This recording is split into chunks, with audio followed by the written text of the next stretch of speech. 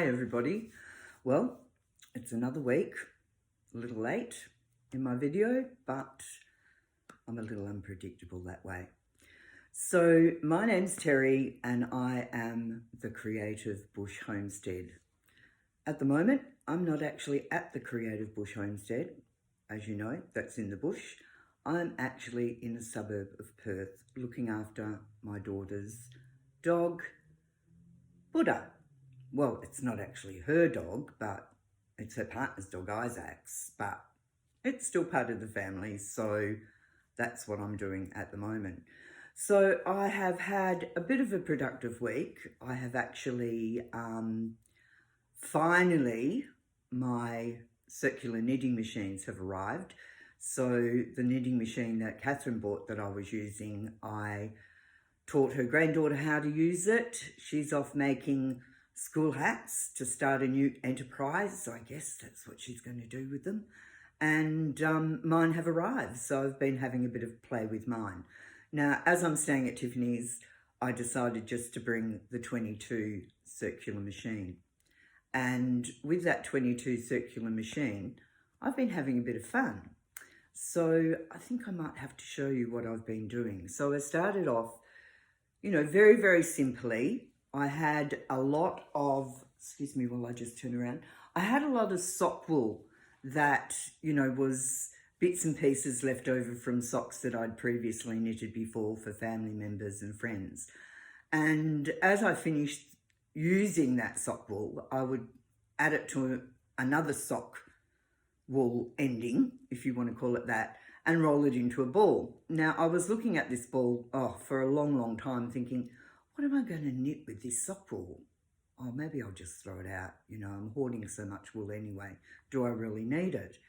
So I found this ball and I thought I could give that a go on my 22 needle circular knitting machine. Now, keep in mind, it's just here.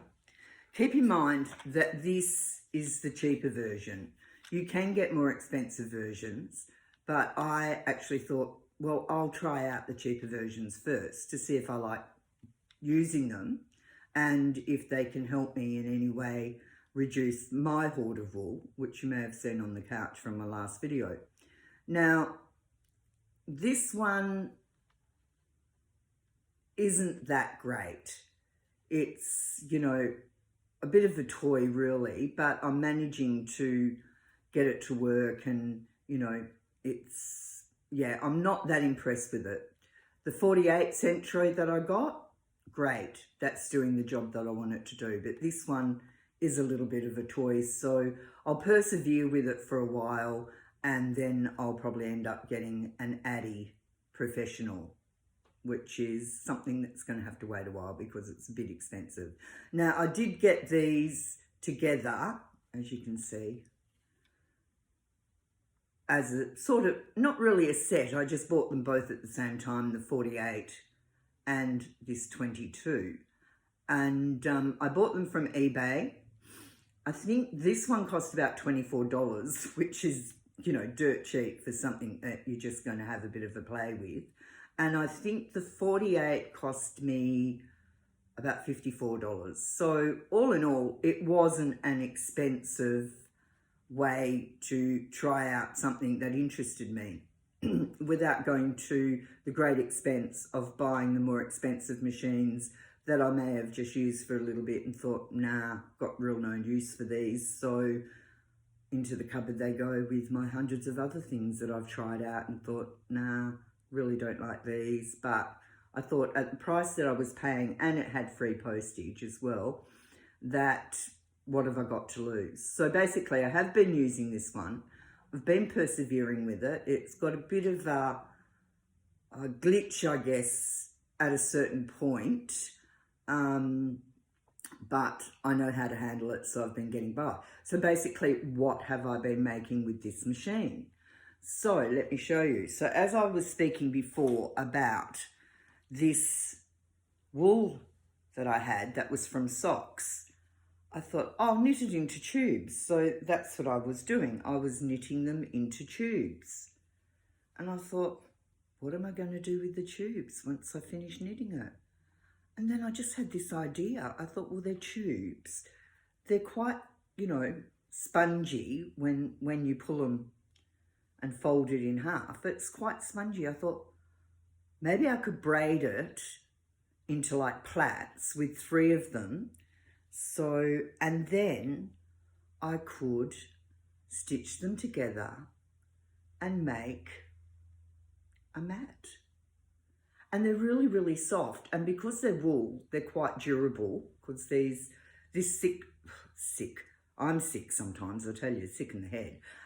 This particular sock wool is a wool that is pre-dyed, so that as you knit it, you either get like a ferrule pattern or stripes. So I thought, well, it just turned out so lovely in the tubes. As you can see, I've come to the end of what I brought with me to Tiffany's, and I've just used one of her hair clips to stop it, and then as I knit more, I'll just keep adding it to it, and I've been stitching it together with a stitch that's called mattress stitch, which is also like a ladder stitch, and as you can see, it sort of hides in the, can you see that?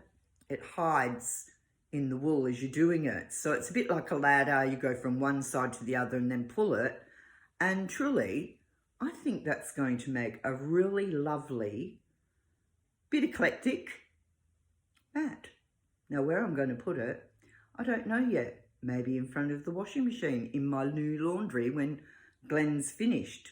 Speaking of the new laundry, he has actually chiseled up all the old tiles, and I spoke to him last night, and he said that on Friday, when I was on my way down here, he'd actually nearly finished putting the new tiles on the floor. So that's really exciting, because it basically was the floor tiles that he needed to put down and a few wall tiles. So when I get home this afternoon, wow, I'm really looking forward to seeing what the results are. Good on Glenn. He just is such an amazing guy with all the things he's done to that house over the years. Gosh, I'm so proud of him. Anyway, so that's what I was doing with the tubes that I was making on the Sentro 22. Okay, so I did mention that this particular machine wasn't the greatest machine, but as a starter machine to sort of work out what I could do with it, I felt that, okay, it's not perfect, but it's doing the job. And then I thought, what else can I do? So I had been knitting, pardon me, I've just got to move over here a little bit. Oh, by the way, if you're wondering, I've had a bit of a change, haven't I? I've coloured my hair with a very, very simple rinse sort of thing. I just got sick of the grey, I do. You know, Tiffany knows me and my hair. Maybe I should have been a Leo, not a Cancer. Or maybe I've got Leo rising, because my hair's a big thing with me. I have very curly hair and normally have to straighten it. And that's the reason why I'm very, very short at the back and still have a bit of a fringe that I can wear straight, or I can leave in curls, or I can tuck back, as you've seen in previous things. Now also, after doing that, I thought I didn't really bring anything that looked vibrant enough with the hair colour. Now Tiffany is a very creative girl. No wonder, she has very creative parents. So I thought, she has an earring business and she makes the most light drop earrings I've ever worn in my life. Now I'm wearing a pair at the moment. Aren't they amazing? She designs quite a few pairs every month and releases them once a month. Her business is called Seats Taken. Now she's on Instagram. So if you type in Seats, S-E-A-T-S, Taken, T-A-K-E-N, you will come up with her business and what she's doing in that month. Aren't these gorgeous? And at the back, I don't know if you can see it, but look at that sparkly glitter that she finishes off the back with the earrings with. Now, these ones actually have a bit of a turn to them. So as they dangle around, and I thought, wow, that'd be great. And then I thought, what am I going to wear with it? Now, I had put my clothes in her wardrobe, and I was having a look, and I thought, oh, hang on, let's just role reverse here. When my girls, and I have 3 girls and 3 boys, when my girls were little, and especially the youngest 2, when they became teenagers, they were always looking for, Mum, can I borrow this? Mum, can I borrow that? And I thought, I'm going to do a bit of a role reversal here. So I found this lovely pink top that Tiffany has. And I thought, won't that look great with the earrings and my new hair colour? So there you go. Mums can borrow from their daughters too. Might have taken a few years. Honestly, my tongue sometimes had to lose a few pounds to get into some of Tiffany's clothing, but that's okay. She's a lot smaller than me, and sometimes she likes to wear baggy clothes, so I can actually fit into some of them now. But anyway, let's get back to what I was talking about. Now, then I thought, when I first bought this small Sentro 22, I thought I'd really like to make some socks with it. I have seen some ladies on YouTube making socks with them. Not professional sort of socks. There's another machine that I've been looking at called a CSM, which is a very professional circular sock machine, which costs quite a lot of dollars. And as I spin, I'd like to be able to eventually do that. Now, having the little 22 is experimental, so it gives me an idea of how I would use a proper sock making machine. Okay, excuse me for a minute. I'm just going to have a drink of my coffee. That's a little bit better. Pardon me. Okay, so I started knitting these tubes with this. You won't believe what I paid for this wool. It's actually alpaca and wool, but it's nice and thick. And I know there's lots of YouTube channels that can teach me how to do socks. That's what they are, socks. Heels and toes later. So that's so lovely. And I was virtually walking out of Spotlight. Not that I get to go to Spotlight very often, because I virtually have a Spotlight store in my house, in my craft rooms, with all the things I've bought over the years. And I thought, gosh, that would make really nice socks. So I've knitted this long tube to take home and do the experiment. So that should be 1 pair of socks in there. And do the experiment with putting in the heels and the toes by hand, picking up the stitches with my circular needles. So I was really impressed with this, because when I was walking out, I saw quite a few balls of it on a Spotlight clearance table. And believe it or not, it was $2 a ball. I thought, I've got to get this. I don't know what I'll knit with it, but at $2 a ball, and it's alpaca and wool, so it would have been around $10 to $12 a ball originally. I thought, it's coming home with me, which it did.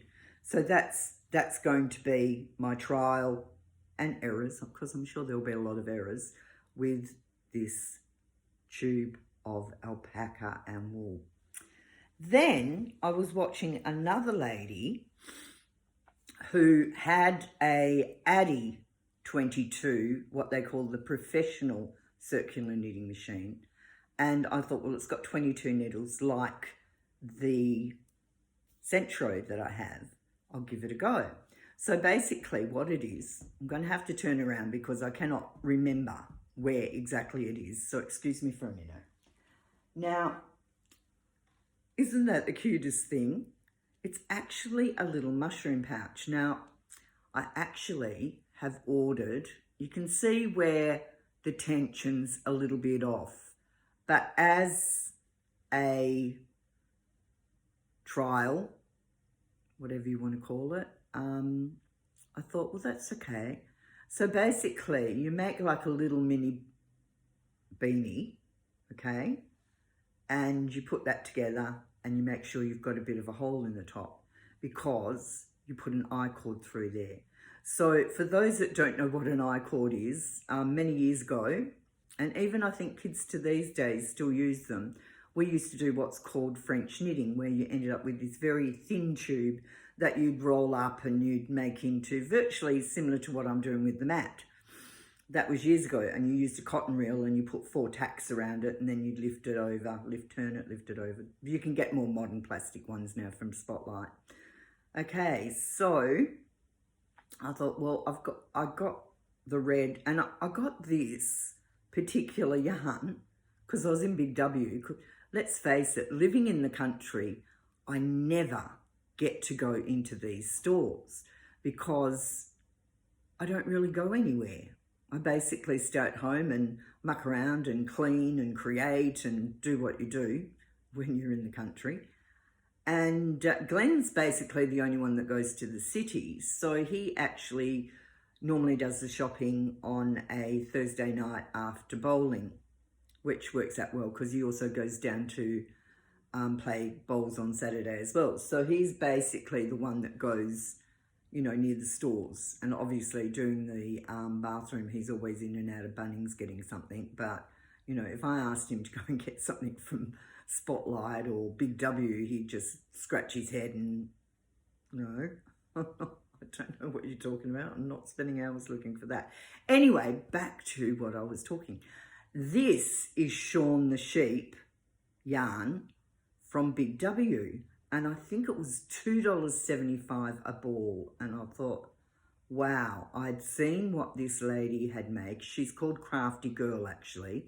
So I will put that in the description box below because now I know that's what it's called. And I'll get the colours and I'll try and make this particular little mushroom bag. Now what she's done is she's made the little top part, and then she's made the little pocket part, right? That's where you stick your credit card or whatever you want in there. Even a very small phone would fit in there. Okay, and then the top goes over the pocket, hence you have your mushroom cap and your mushroom stalk. And then what happens is you make this I-cord, and the I-cord goes onto the sides of the little pocket, which is the stalk of the mushroom. You put the mushroom top back on, then you pull the I-cord through this little bit of extra hole you've made when you've pulled it all together. And then, so imagine I've got my I-cord because I didn't bring my French knitter with me. Didn't think I'd need it, but that's okay. I can make that when I go home. Anyway, so then you get your I-cord, you push the I-cord over. Well, actually, that's not exactly what I'm trying to say. What I'm trying to say is you pull the I-cord, both sides, the loop through the top of the mushroom cap, and then that goes over your shoulder, okay? So you make it long enough to do that.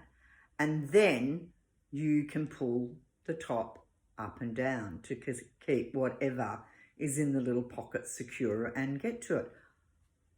What a marvellous idea. And you know what? I have enough of this yarn to use my 48 when I get home and make a bigger one, because I think these are a great idea, especially for little kids. You know, little kids like to carry around little things, and this would be great. And the bigger one for teenagers. And you can actually embellish the little mushroom cap with little, you know, sequins, anything to make it look like the spots on the mushroom, the red mushroom cap. Well, that is such a way to go. And she's called Crafty Girl, and she's spelled C-R-A-F-T-Y, and then girl is G-R-R-L. Very clever play on words. So she's on YouTube. I will put her in the description box below if you're interested in the circular knitting machines. Okay, what else have I done? Oh, that's right. Nearly forgot about this. This is something that is really a, what would you call it? It's a bit of a recycle. Now, I like looking for lots of different ways to reuse and reinvent different materials, different things. You know, I use, even Glenn gets the mushrooms from Aldi in these plastic, I suppose you'd call them like a plastic container, and it's basically wrapped in plastic and then it's in this plastic container. Well, I've had a lot of uses for that. I've actually used it to put my cottons in. I use it to sort out things in my craft room. So that's just one thing I reuse. I'm not a throwawayer, as you probably noticed from my hoard of wool. I like to try and use up as much as I can. Even the little yogurt containers, when I'm painting, I use them to mix my paints in. So, you know, there's always a second use for something. Okay, have another little drink.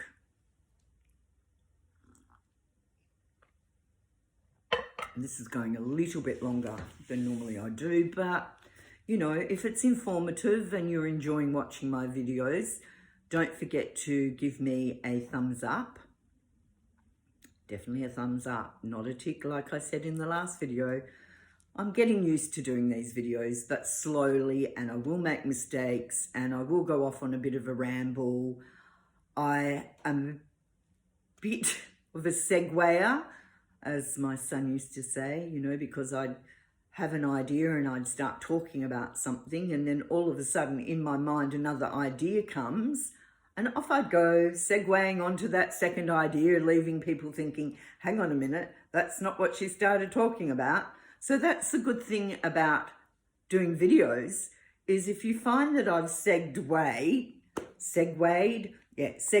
off onto something else, you can fast forward it and maybe I've segued back to what I was talking about and you can catch up. So isn't that the wonderful thing about YouTube? Or the other thing is you don't have to watch any further at all. You can just switch me off and never watch me again. And that's fine. Because we all appeal to different things and different people, and, you know, we're not all the same. Well, I'm definitely not the same. Anyway, that's another story. Okay, let's segue back to what I was going to say. So basically, as I've just mentioned, I do like recycling objects that I can recycle. And occasionally, I've done this too. I have gone to what we call op shops, like Good Sammy's, St. Vincent's, Red Cross.